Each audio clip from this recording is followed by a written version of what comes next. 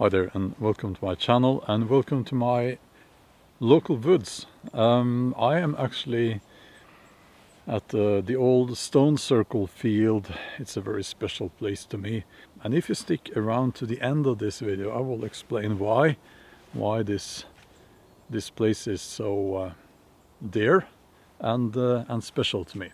In this video I will be answering 10 of the most common questions that I get here on this channel. Number 1, will you come to the USA? I would love to, but I can't. I'm not allowed to. It says on your government's website that you have to be vaccinated against COVID to enter the USA, and I'm not, so I can't come. And yes, I did check. I checked it again this morning, actually. So, number 2, and by the way, I made some notes. I won't pretend that I remember all of these, but yeah, I made some notes. Number 2, do you live in your Viking cabin? Now, some of you will know that I have a Viking style cabin. I'm not pretending that it's historically correct, but it's my it's the ultimate man cave, right? So it's a wonderful little cabin. And no, I don't live in my cabin. I have a normal house. Number 3, are you a prepper? I would like to say that I am prepared, but I'm not a doomsday prepper. So, moving on.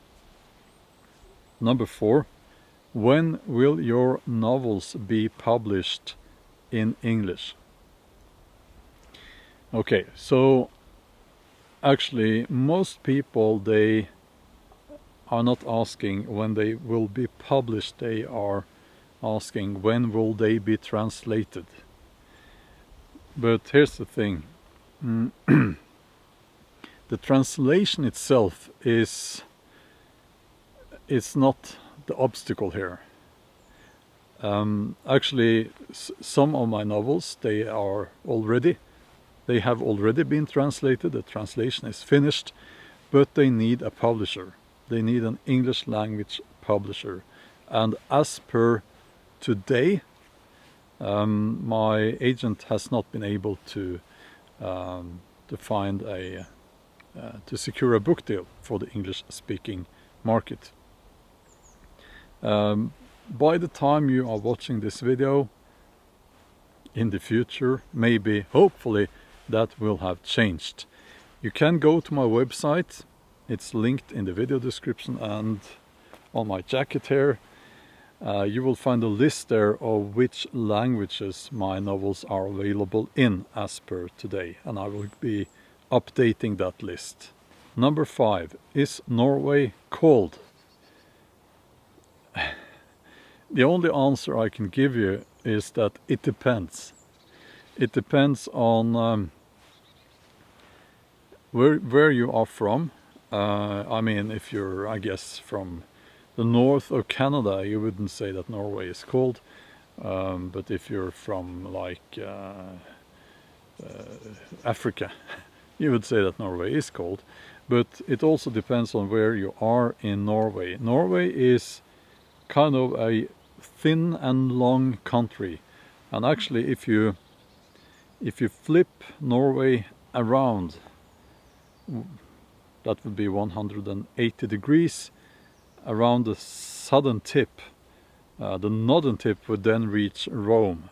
So it's up north. It's colder and darker during winter, and that's also, by the way, where you will have the midnight sun.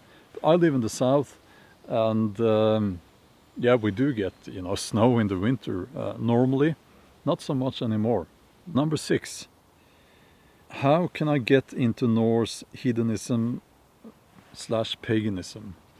I get that question quite often, and I would say much more important than reading books and so on, which you should also do, but much more important is connecting with nature, because that's the key. That's what it's all about. To use Christian terminology, well, this is my church out here. This is the heathen church. This is the pagan church. You need that connection with nature to fully understand what it's about. So number 7, how do I start hiking, bushcrafting, etc., etc.? Well, you know, how do I start getting into the outdoors life, into that lifestyle, if you will? I would say step by step. Just get out there. You don't have to do anything extreme. You can just go for a walk in the local woods or your local wilderness area. I guess if you live near a desert, you can go for a walk in the desert. I would say, well, bring water. I know nothing about hiking in deserts, by the way, but just get out there and spend time in the outdoors. Equipment is not so important. Well, you know, obviously you will need some equipment if you want to go for an overnighter and so on, but start by getting out there and spending time in nature. It's not so complicated. It's not a competition either. It's not about walking the longest distance or doing the most extreme bushcrafting survivalist stuff. It really isn't about that. It's about having a good time out in nature. Number 8. What outdoors gear do you use? Now, I just said that it's not about the equipment, and I stand by that. But myself, I am guilty of I love the gear, you know, it's my guilty pleasure, you could say. So I have lots of outdoors gear, maybe too much, but I have listed what I use in there's a link to that in the video description. It really isn't about the equipment, but if you're interested, I have listed what I use, and I'm happy with that equipment. Otherwise, it wouldn't be on that list. Number 9, getting into politics here. Is Norway a socialist country? No. No, it really isn't.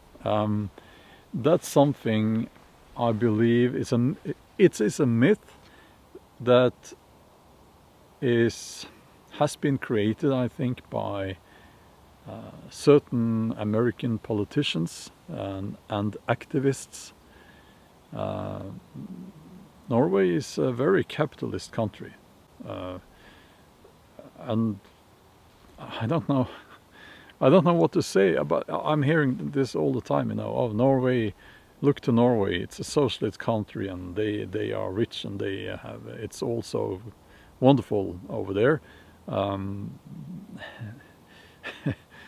I can only tell you that no, Norway is not a socialist country. It really isn't. So you'll have to trust me on that one. Number 10.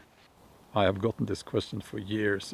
People want to know what kind of music are you listening to, and I will rather refrain that question. Which bands do you listen to? I will mention four bands that I really like. Dimmu Borgir, of course, Amon Amarth, and recently I discovered a band called Lorna Shore. Awesome band, awesome music, and Jethro Tull. So that will give you an idea, I guess. So if you're still listening, if you're still watching, thank you for that. Consider subscribing to this channel. It would help the channel a lot if you do that. And I promise that if you stick around to the end of this video, I would tell you why this place is so special to me. It's a holy place. It's now people came here back in the days, you know, in the Bronze Age, and they built these stone circles, and we don't really know why. There are lots of theories about that, and maybe they did that for several different reasons. But they are here, they are still here. And if you had been here with me now, you would have probably sensed a very peaceful and a sort of connection with the past. I come here when I need to find strength and serenity. I come here to connect with my ancestors, my culture, my identity, if you will. And I'm so thankful that this place exists. And who knows how many of these stone circles were destroyed because farmers during, you know, the Middle Ages and so on, and later, they just wanted the rocks to build stuff. Who knows? But this field of stone circles is still here, and it's I don't know how to explain it. It's such a special place to me.